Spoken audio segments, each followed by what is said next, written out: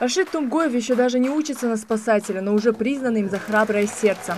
Ведь на его счету 8 спасенных жизней. Эта история произошла несколько месяцев назад. Во время сильного потопа в Икажево под воду чуть не ушли 8 детей. Герой нашего времени, именно так называют Рашида, благодаря реакции которого трагедия миновала целую семью. За этот смелый поступок Совет Федерации наградил его медалью за мужество в спасении. Рашид, как всегда, скромничает, говорит, что на его месте каждый поступил бы так же.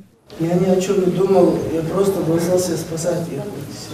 На этой встрече не только спасатели, но и те, кто прославляет родную республику своим талантом. Известная певица Любовь Барахоева, чье исполнение произвело настоящий фурор на итальянской сцене, она прошла в полуфинал 22-го международного конкурса оперных певцов «Спацио Музыка». И, конечно, не могла и сегодня не поделиться своим творчеством.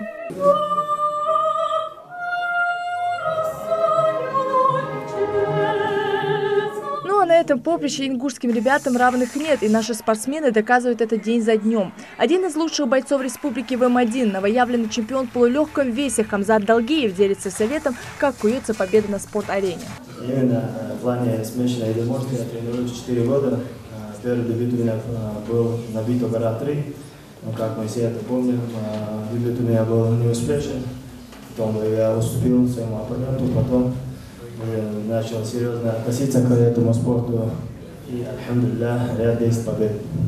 Каждый из них лучше в своем деле. Директор 3-й Карбулакской школы Лида Гомкартиева, под руководством которой учреждение вошло в топ-500 лучших школ в России. Программист из Сунжи Руслан Галаев, победивший в сражении со знатоками в программе «Что, где, когда». Волонтеры, которые доказывают мир не без добрых людей. И на каждого встреча произвела неизгладимое впечатление.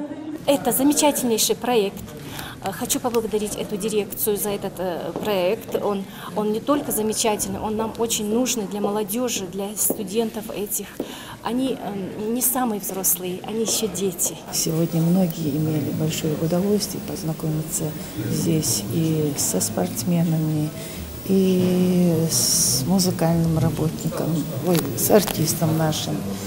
Ну и все другие, которые здесь были, люди, они действительно достойны того, чтобы с них брать пример. Студенты ловят каждое слово именитых гостей, на которых равняются и с которых берут пример. Мне безумно понравилось мероприятие, во-первых, потому что у меня возникла белая зависть к этим людям, так как они проявили себя. И хочу сказать отдельно про Любовь Барахоеву, на мировом уровне себя показала. Хотелось так, чтобы проводились эти мероприятия почаще.